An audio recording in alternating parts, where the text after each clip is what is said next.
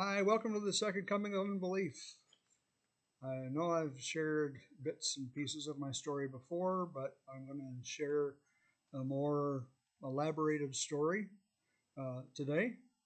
Um, for the first 50 years of my life, I never considered myself to be anything but a Christian, uh, except for two short uh, vacations when I got upset at institutional administration and their policies that did not seem to be fair or uh, I thought the policies were arrogant and exclusive.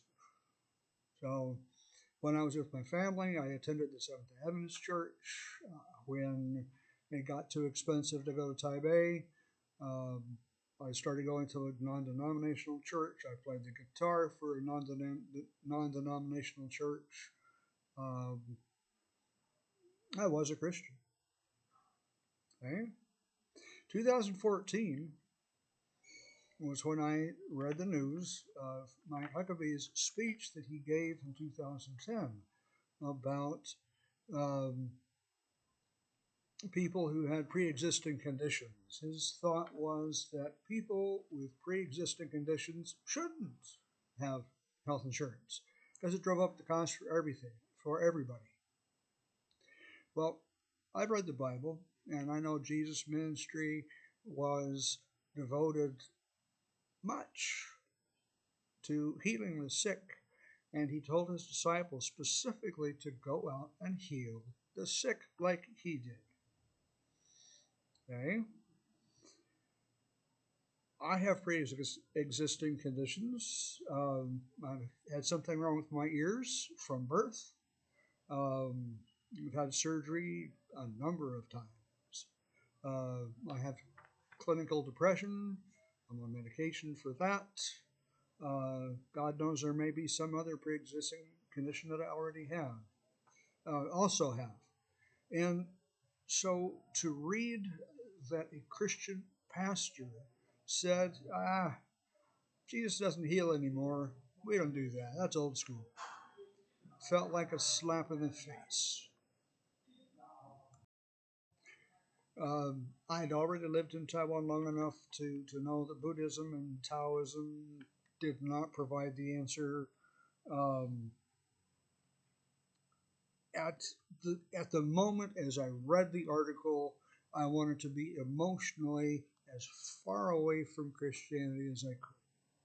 And for me, in my mind at that time, that meant I was an atheist. I remember telling myself out loud, if that's Christianity, then I'm an atheist.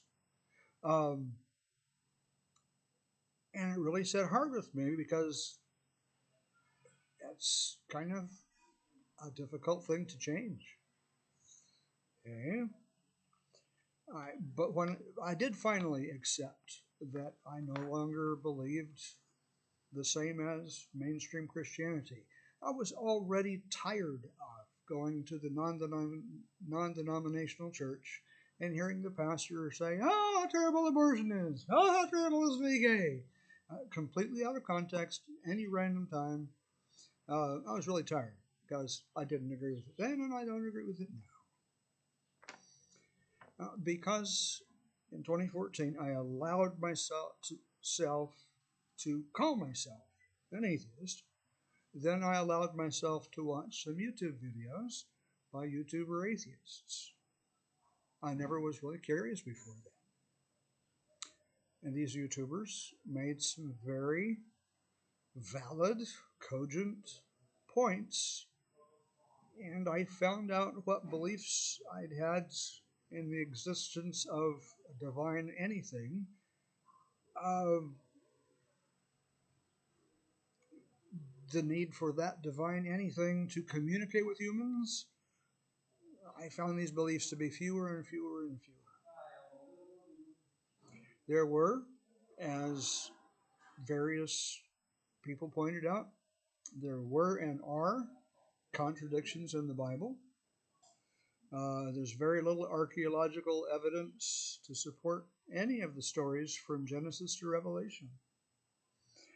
Sometimes it seems to be a cut and paste job of existing stories that have to be cut and pasted together so they have some semblance of order.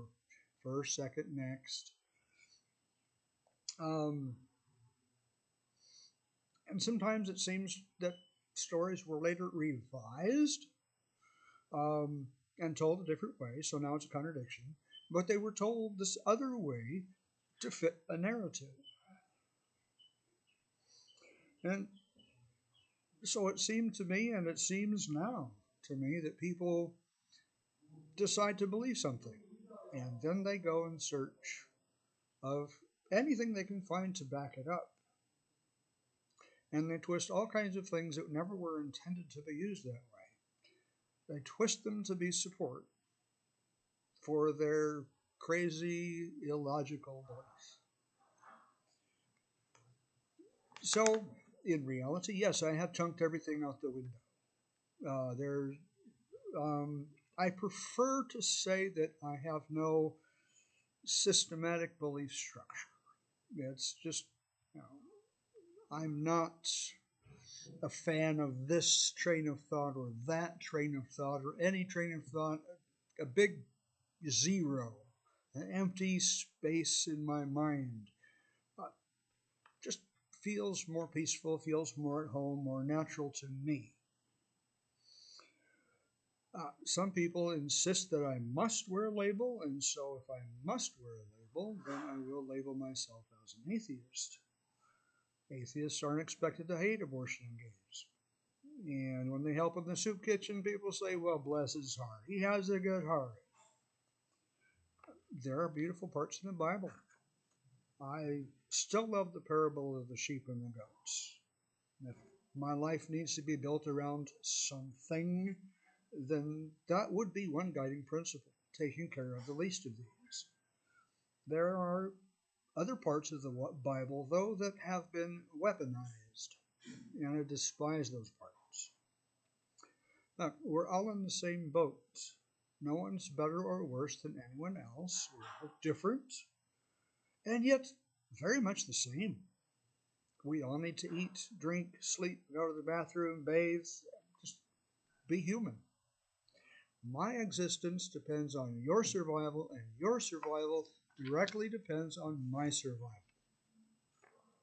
So we need to work together, and society needs to be concerned about taking care of the marginalized and those that don't have as much as we do.